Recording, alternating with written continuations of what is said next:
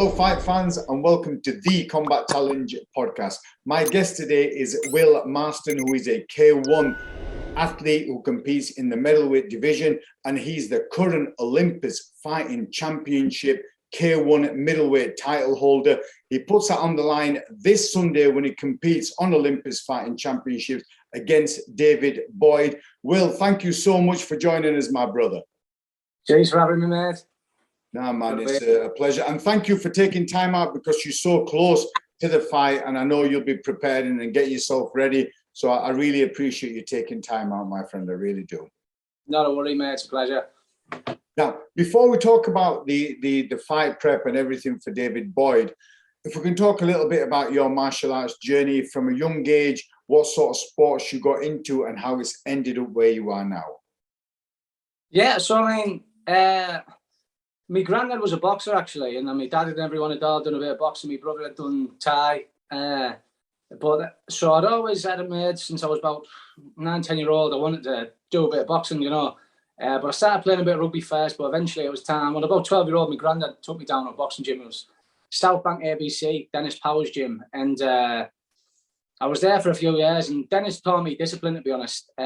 Like, say if I'd miss a session, if I missed the Monday, I'd come in on the Wednesday, and then I'd be getting bollocked in front of the full gym, wondering where I was. And if I give him an answer, it wasn't good enough, you know. So you got to the point where you'd rather get a bollocking off your head teacher at school than to let Dennis down, you know what I mean? That's what it was. So I was there till I was about 16. What happened was we trained for a while, and then at the gym there was a few regulars stopped coming and that, and then not as many people were getting matched up. And I'd been going and training really hard, and I was training with the likes of Michael Webster, who's doing really well now, professional, and he's fighting on Sky Sports in a couple of weeks. And I'm 14, 15, get my head punched in by him, you know, because I was a big, I mean, I'm a tall lad now, I was a big kid for my age, 15. So I was sparring with it, and he obviously wasn't going full on for me, but he jabbed me face off, you know. So, but then it got to a point when I was about 15, I remember watching the UFC a bit, and I'd watched a bit, seeing like Brock and that. But then I remember watching McGregor. And I remember watching and seeing his hands and thinking, I could do that. I want to give that a try. And my brother had trained down at Akurai with Nathan Boyce and Franklin and stuff. So whilst I was still boxing during the summer, during the off season, I went down to did a few sessions, and I really enjoyed it. So let me boxing coach know I was going. First thing he said was no sparring. You're not allowed to spar and stuff like that. And I was thinking, God, right? Yeah, of course I won't do any sparring, mate. Obviously it was. And then my goal was I wanted to do a season, get a couple of boxing fights in, and then pack in. But at this point, I think my mind was already, I was done with boxing at this point. So I went and got my medical and stuff. And then a couple of weeks later, I just had to go in and tell my coach I was done. It was a good 6 months I was boxing for, and I just done, but I didn't want to let my coach down at the time. I was really loyal to him. So he wasn't too pleased at the time, but he's all right with it now. And then, so now I'm still at Akurai to this day with Nathan, and obviously Franklin isn't there anymore. But yeah, so I'm still training with Nathan at Akurai. And my first MMA fight on Combat Challenge, won that, and then a couple of months down the line, I got offered a K1 fight on Contender Promotions, and it was about 2 weeks out. And I had no interest in doing K1. I was fully committed to just doing MMA. That's all I was bothered about. And so I just said, all right, I'll do it for a bit of experience, you know. And then I had an opponent pull out the week of the fight, about 4 days out, and then I got a new opponent. I had a good fight with him, and then after that, obviously, because he shook on Sean as well, we ended up having a rematch and stuff. Josh Thomas, he was called, a really good fight. And then from there, so I just got sucked into the K1 scene, having fights with like Dave Wright and Matt Redden and stuff, and then just progressed from there. I mean, then I have been having intentions of fighting MMA again, like, but there was quite a few setbacks. Akurai ended up, we had a new gym that ended up setting on fire, so that was closed. And then I ended up actually having an MMA fight booked, and I did a camp basically at TFT where Andrew Fisher, and I had a lot of help with like Perry Goodwin and stuff. And I was doing half my camp up there because it's a bit of a drive. Then I was going down to my old boxing gym and stuff. And then just before that, my opponent pulled out and the fight never happened. And so I still go down there when I can. this camp, not so much, because originally we had a lad from Akurai and a lad from there fighting. So I thought it's best to stay away, you know, no tensions are out. That's not happening anymore now. So I could have gone down, but yeah, and we're here now defending the belt on the show. So everything's good. Everything's really good at the minute. Now, you mentioned one of the coaches that you train with is Nathan Boyce. Brother, you ain't training with him right now because he's constantly on social media sunning himself somewhere, right? He's having a little break, yeah. But I mean, he's on holiday now, but we're not going to learn anything else at this point. You know, you don't go into a training camp looking to learn something new. You know, you're just sharpening the tools, getting the fitness up. So now it's fight week now. You know, the hard work's done, so that's no concern for me. Everything's good. He'll be there on the night. We're still keeping in touch. So yeah, it's no bother, you know. Now, you mentioned the coaches. Is there any specific training partners that are helping you specifically for this fight preparation? Yeah, there's been a few. And like I said, there's quite a few lads from our gym fighting on this show. So we've all been helping each other. Mainly, like I've been working with, done a fair bit with Paul Elliott, and obviously he's just recently been signed to one championship. So it's good to be training with Paul. Then there's Adam Grant, who's fighting big heavyweight. He's going to do really well. Atif Nalim, or Atif Nalim, we call him Atif. But loads of lads in the gym. There's a few lads making the debuts, and a lot of them have a lot of potential. There's a young lad called Raisu Spa, and he's just tough as it comes, you know. He's just taking shots. So yeah, there's quite a few. I'm hoping not forgetting anyone. Alex Welby as well. He's obviously fighting on the show, and Alex is an absolute workhorse, you know. And he's fast. He's hitting hard. He's hitting fast. I'm really looking forward to his fight as well. Hopefully he's on not long after me, so hopefully he gets showered and stuff. Be able to watch his as soon as mine's over. The thing about Alex Welby is, right, I don't know how he cuts down because he don't have an ounce of fat on him, does he, brother?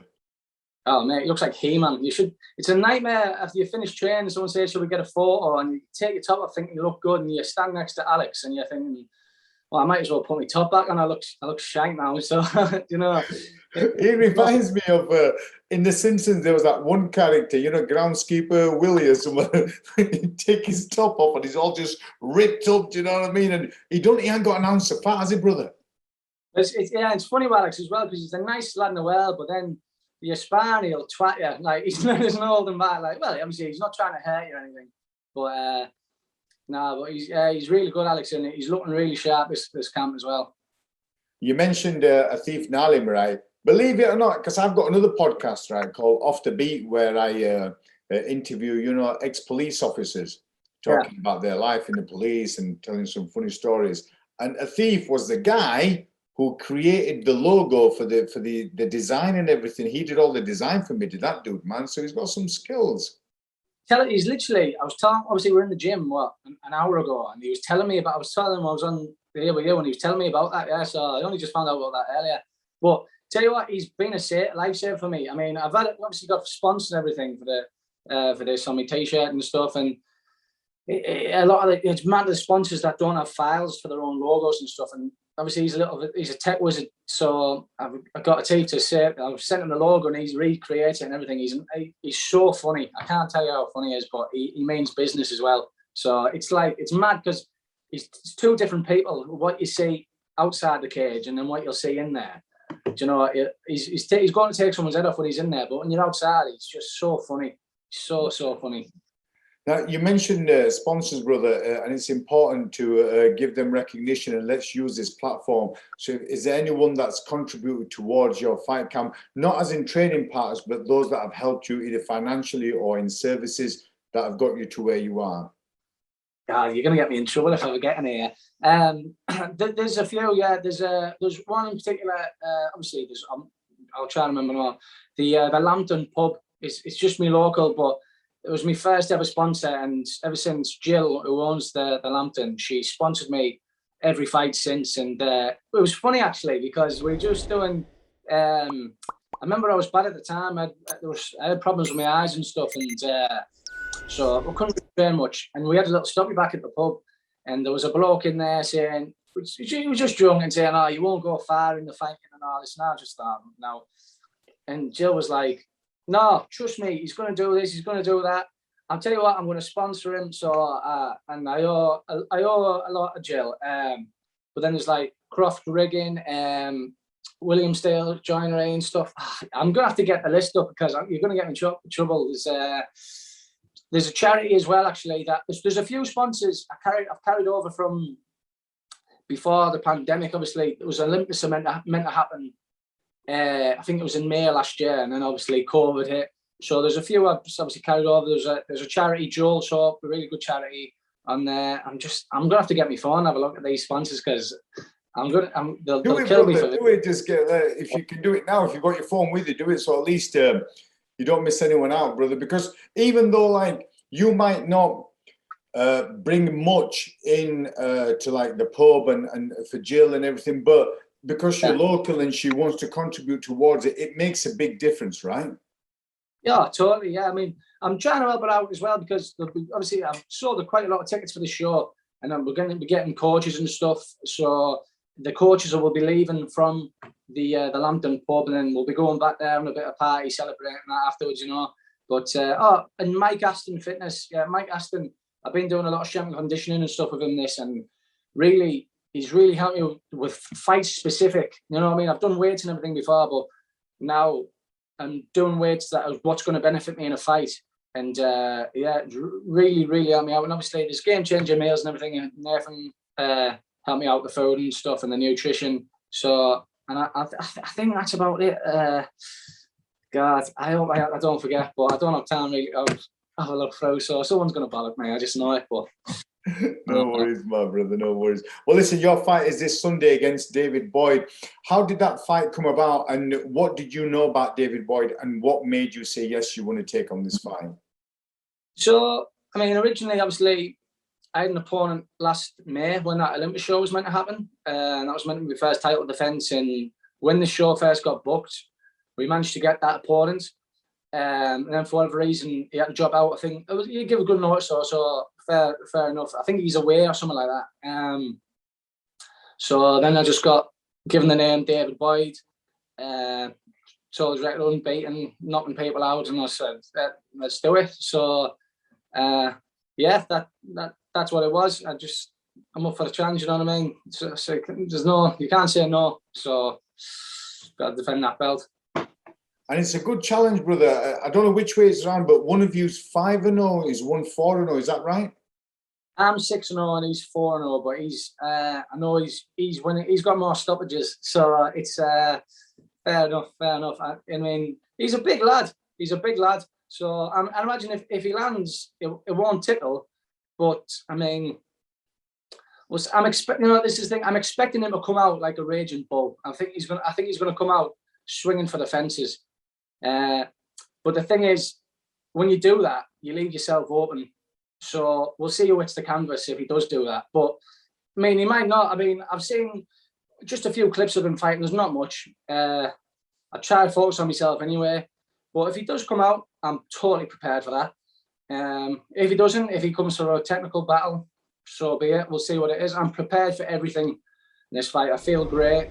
And like I said, I'm expecting him to come in from the first second of the first bell to try to take my head off. But yeah, but eventually your body needs oxygen, you know, and all them muscles, they'll start needing oxygen. So we'll see what he's made of in this, because eventually his lungs are going to be burning and his muscles are going to be feeling heavy, and I'm still going to be in his face. So if he can stay in there, fair play. But I just think there's a different level.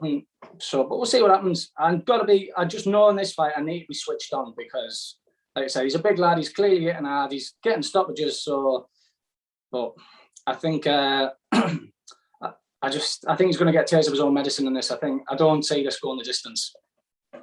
So if it all goes well, brother, how would you like the fight to end? Obviously, it'd be nice to get it out there nice and early. But being realistic, I think I can see it going. I don't think it'll go in the third round. If it does, fair enough. I'm absolutely prepared for that. If it goes the distance, I'm prepared for that. But I think I'll have him out there in 2 rounds. So yeah. Cool. Well, it sounds like, you know, if you have to weather the storm, you're ready for that. If it's a technical fight, you're ready for that, right? Yeah, absolutely. Yeah. I mean, I've been preparing for this. You know what I mean? Since I found out it was going to happen, and do you know what I mean? He's not going to be the first person who's gone in there trying to tear my head off, and he's not the first person I've fought who hits hard. And he's not, obviously, clearly not the first person I've sparred with who hits hard. You know, like Nathan especially. If anyone seen Nathan's fights, everyone knows Nathan can bang a bit. So, yeah, there's a lot of people that hit hard, especially when you start getting a bit heavier weight now. Obviously, I've gone up a weight a little bit for this. So, apart from obviously when I won the belt, but no, yeah, I'm ready. I'm ready for whatever he brings. And that Nathan Boyce, he loves his body shots, doesn't he? Mate, tell you what, all my ab conditioning comes from sparring with Nathan. You know, like even if you get your elbows in there, protect yourself, you feel a thud. So yeah, someone hitting hard isn't anything new for me. Yeah, for sure, brother. Well, listen, Will, regardless of the result, once the fight is done and dusted and a couple of days later, are you okay to coming back on the podcast and just kind of going through the fight with us and talking that through with us? Yeah, absolutely. Yeah, no problem at all. Will, thank you so much, my friend. I'm going to be there on Sunday, and I look forward to seeing you. Oh, the other thing is, do you have any idea what this show is going to be like? Has Franklin mentioned anything to you, brother? I know it's going to be good. I know it's a really big card. I know he's going for them effects and he wants everything to look professional. I know. To be fair to him, I know what he's like. I know he's really worked hard for this. I know he's spent a lot of money as well. So I think it'll be the best show in the area we've had in a long while. Do you know, if not ever. He's gone all out for it. He's thought, why not? Because I think originally when he was planning on having his last show, but I think he's got that buzz back again for it. But it's go big or go. He has been trying to him. He really has. Now, the thing is, he's worked really hard on this show, and I think he's worked as hard as you have in getting that wristband, my brother, right? No, he doesn't work as hard as I do. Listen, Will, thank you so much, and I'll see you on Sunday, and good luck, my friend. Take care, okay? Thank you very much, mate, and you.